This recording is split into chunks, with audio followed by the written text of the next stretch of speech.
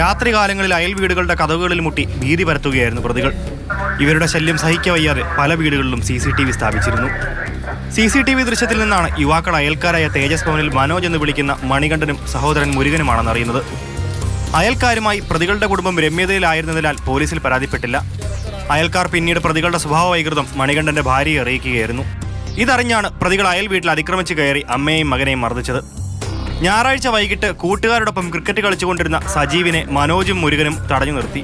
ശേഷം കമ്പി കൊണ്ട് അടിക്കുകയായിരുന്നു. അടികൊണ്ട് സജീവ് ഓടി വീട്ടിലേക്ക് കയറിയപ്പോൾ മനോജും കൂട്ടരും വീട്ടിൽ കയറി യുവാവിനെ തല്ലി. തടയാൻ ശ്രമിച്ച സജീവിന്റെ അമ്മയെയും ജാക്കി ലിവർ ഉപയോഗിച്ച് തലക്കടിച്ചു. സജീവിന്റെയും അമ്മയുടെയും പരാതിയുടെ അടിസ്ഥാനത്തിൽ മലയൻകീഴ് പോലീസ് നരഹത്യാശ്രമത്തിന് കേസ് രജിസ്റ്റർ ചെയ്തിരുന്നു. പ്രതികളായ മലയൻകീഴ് മേപ്പൂക്കട തേജസ് ഭവനിൽ കുട്ടപ്പൻ മകൻ മനോജ്, പൂക്കട പോളച്ചിറ സീനായി ഭവനിൽ മുരുകൻ എന്നിവരെ കാട്ടാക്കട പോലീസ് അറസ്റ്റ് ചെയ്തു. കാട്ടാക്കട ജുഡീഷ്യൽ മജിസ്ട്രേറ്റ് കോടതി മുമ്പാകെ ഹാജരാക്കിയ പ്രതികളെ റിമാൻഡ് ചെയ്തു.